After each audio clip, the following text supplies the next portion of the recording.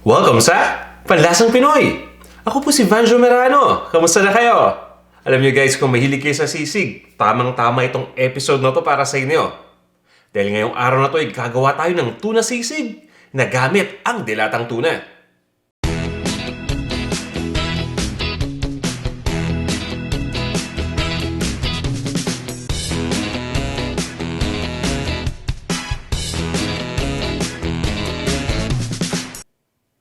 At ito yung mga ingredients na gagamitin natin.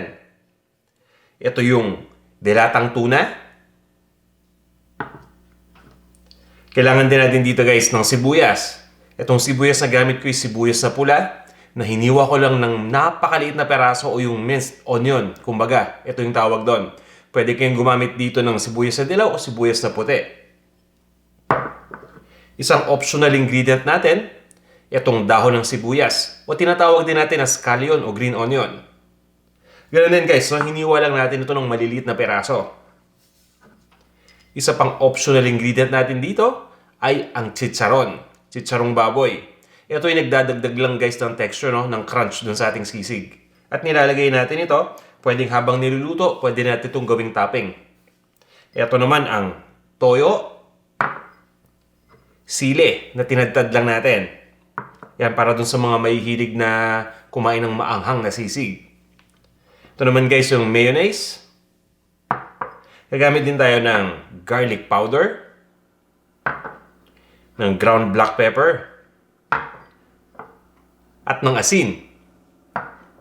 At bukod dito sa mga ingredients na to, kailangan din natin ng mantika at ng butter. Kaya kung handa na kayo, mag-umpisa na tayo. Guys, bago natin iluto tong tuna, ihanda muna natin. Meron ako ditong isang malaking bowl at meron din ako ditong cheesecloth. Ang gagawin ko dito guys, no, ibubuhos ko yung tuna dito sa cheesecloth.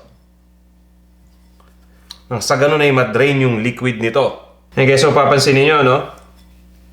Ini-strain natin itong tuna. Ibig sabihin, tinatanggal natin yung tubig dito. At actually guys, ang gagawin natin ay pipigain natin yung tubig papalabas dito. Dahil maya-maya ang gagawin natin, ipiprito natin itong tuna. Kapag basa itong tuna at pinirito natin, tatalsik yung mantika at ayaw nating mangyari yon. Kaya ang ginagawa natin ngayon, hanggat sa maaari, ano, pipigain natin ito hanggang sa lumabas lahat ng tubig. At kapag pakiramdam natin ay nalabas na natin yung tubig dito sa tuna, pwede na tayo mag-umpisa magluto. Ang maganda kasi dito sa cheesecloth, napakadaling gawin lang napakadaling pigaan, mabuti yung tuna dahil kontrolado natin. Para lang tayo nagpipiga ng damit dito, no? Kapag papatuyuin na natin. So ayan, mapapansin niyo, para siyang isang malaking bola na. Pag hawakan natin, hindi na ganun kabasa yung tuna. Ang susunod na gagawin natin ay ihahanda na natin yung ating lutuan at ipiprito na natin ito. Alright guys, ngayon umpisa na natin ang pagluluto. Magpapainit lang tayo guys ng isang pan. At kapag mainit na, maglalagay lang tayo dito ng mantika. Hanggat maaari, konting mantika lang yung gusto kong ilagay dito. Kaya cooking oil spray lang ang ginagamit ko. Pero kung wala kayong cooking oil spray na available, okay lang yan. Pwede kayong gumamit ng ordinaryong mantika. Konti lang yung gagamitin natin. Basta ang importante, i-spread lang natin yan sa ating pan. Pagkatapos, ilagay na natin yung tuna dito.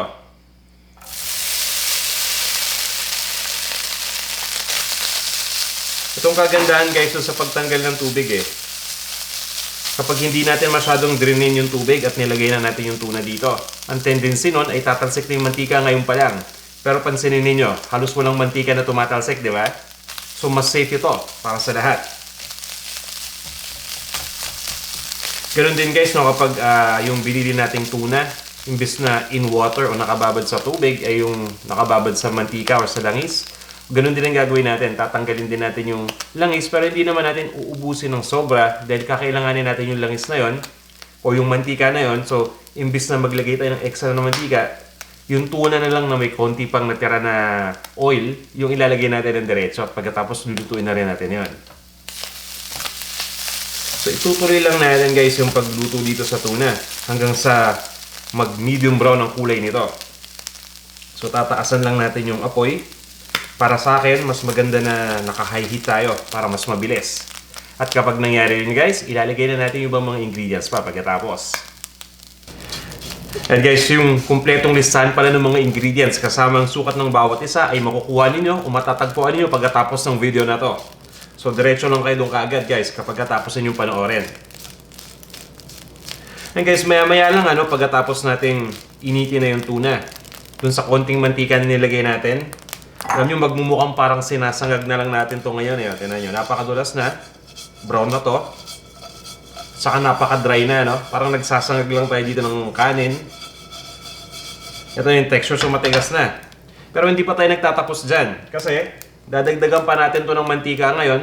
Dahil nga kanina, di ba yung ating dahilan o yung ating rason kung bakit hindi natin nilagyan ng maraming mantika ay ayaw nating tumalsik yung mantika kapag piniprito natin yung tuna.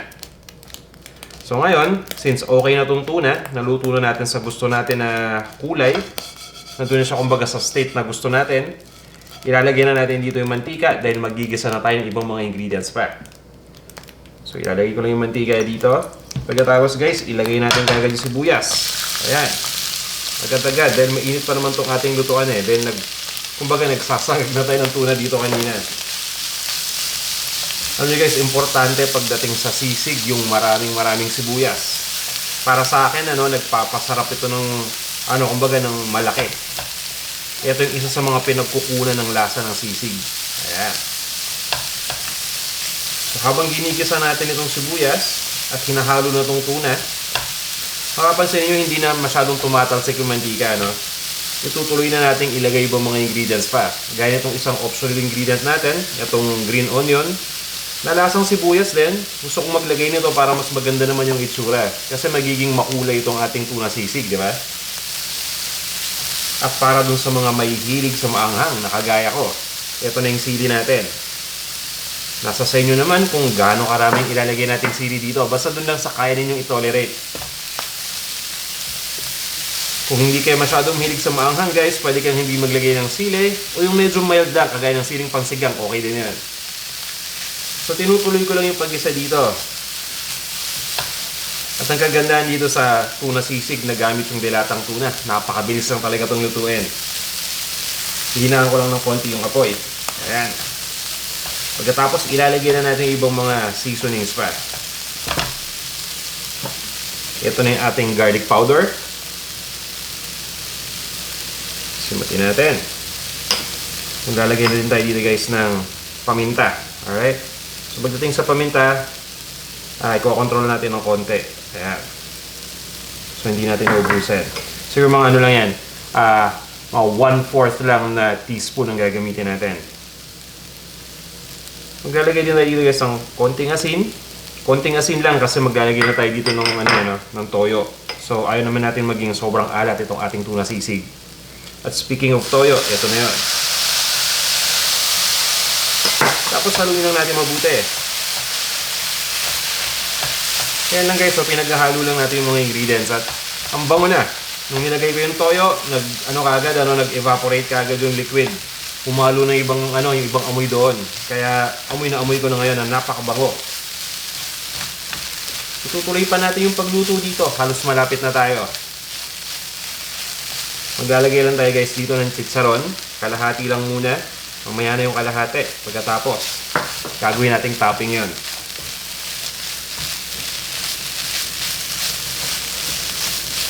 Ayan, at ilalagay ko na din dito yung mayonnaise.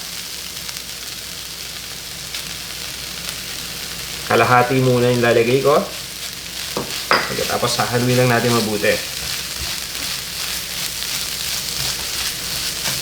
Okay guys, itong mayonnaise yung nagbibigay ng ng parang mushy na texture dito sa sisig.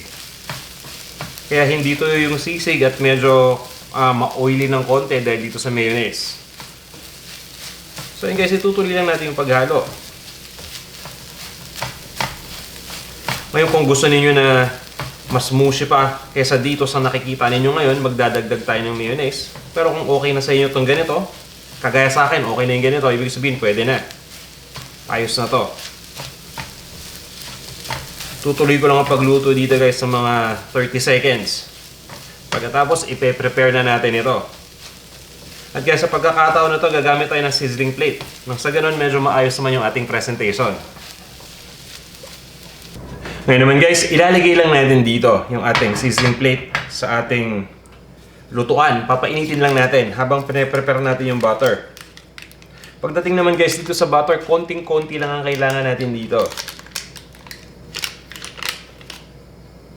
At itong butter hindi natin to hihiwain. Ang ginagawa ko dito guys, dinidiretso ko lang. Pinapamelt ko lang yung dulo ng butter dito sa ating sizzling plate. Ayan, ganyan lang. Hindi na natin kailangan ng marami. Kasi ang tendency nito, kapag nilagyan natin ng maraming butter, tapos mainit ito, tapos nilagyan natin yung tuna, magtatalsika naman tong butter. Ayaw nga natin tumalsik yung mantika, di ba? Siguro sa butter, ganun din yung, yung gusto natin, yung hindi tumatalsik. So, papainitin lang natin ito. At habang hindi pa ganun kainit, pwede na natin ilagay kagad tong ating tuna. Ayan, ito na yung ating tuna sisig. Kumbaga luto na to, pwedeng hindi kayo gumamit ng sizzling plate dito. Ito yung lang natin, presentation lang natin ito. Ayan, tapos lulutuin din natin ito dito ng konti sa sizzling plate, kaya pinapainit natin. At hindi natin pinapainit ng todo tong sizzling plate, nang sa ganun maiwasan din natin yung pagtalsik kagad. At least ganito pa lang, malalaman natin kung tatalsik na, dahil unti-unti itong tatalsik. Kumpara sa napakainit na plate, sabay ilagay ng tuna, magtatalsikan kagad yon. So, ayun. Tapos ito guys, pabayaan lang natin itong maluto ng mga 20 to 30 seconds ulit. Hindi natin i-overcook ito. At maririnig naman ninyo yung tunog ng tuna na naluluto na. So habang nangyayari yan, tatap lang natin ito ng extra pa na chicharon. Ayan, di ba?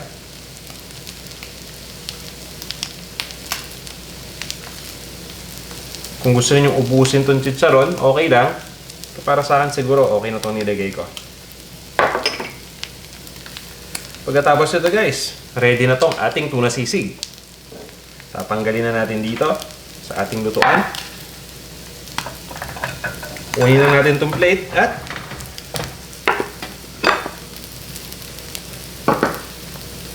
i-serve na natin.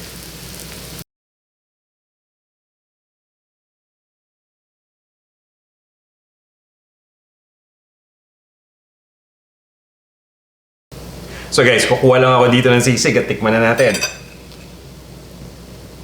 Sarap ng amoy. Ang bango. Mainit pa. Paso ako. Malasang malasa tong sisig na to. So nilagay natin kanina yung mga seasonings na nakita ninyo, Hindi na natin ito nilagyan ng kalamansi pa, pero pwede kayong maglagay dito ng toyo mansi na extra. Pagkalagay natin sa sizzling plate, meron tayong isang bowl na may toyo mansi at ihalo natin. Pwede nyo gawin yon. Dagdagan nyo pa ng sili kung gusto niyo. Pero doon pa lang sa mga ingredients natin na nilagay kanina. Tama-tama lang yung lasa. At may crunch pa yung chicharon. Napakaganda.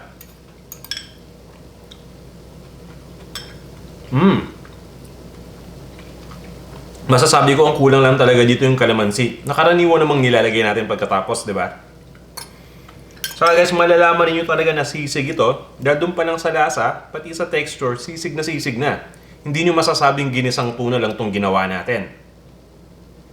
Tamang-tama itong pang-ulam, pang-pulutan. Kahit guys yung pang-snack man lang, gusto ninyong mag-snack ng tuna sisig, ilalagay niyo sa taas ng soda cracker. Naku, panalong-panalo rin yun guys. Minsan ganun ang ginagawa ko pang merienda. At ang kagandahan pa dito guys, hindi kamahalan itong ating dish na to, yung mga ingredients. At napakadali pang bilhin. Kahit saan kayo magpunta malamang, makakakuha kayo ng ingredient para dito. Bago ko ubusin lahat ng to guys, magpapasalamat muna ako sa inyong lahat. Maraming salamat sa pag-nood nitong video na to. Maraming salamat sa inyong suporta. Yung iba sa inyo, matagal na sumusuporta nung 2009 pa, simula nag-umpisa tayo hanggang ngayon. So guys, para sa inyo, maraming salamat. At isa pa pala guys, meron akong bagong episode dito sa Panlasang Pinoy na tinatawag nating Bisita Kusina. Sana panoorin ninyo yung series na yun guys. Parang sa ganun nakita ninyo iba't ibang mga version ng mga kababayan natin sa pagluto ng iba't ibang pagkain Pinoy. Malay ninyo, minsan mabisita ako sa kusina ninyo. Guys, kung hindi pa kayo nagsasubscribe, i-remind ko lang sana kayo na mag-subscribe kayo dito sa ating Panlasang Pinoy YouTube channel. Nang sa ganon ay ma-notify kaagad kayo kung may bago tayong video na in-upload. Nandito lang yung subscribe button somewhere. At guys, sana i-follow nyo rin ako sa Instagram at Panlasang Pinoy. Guys, hanggang sa muli!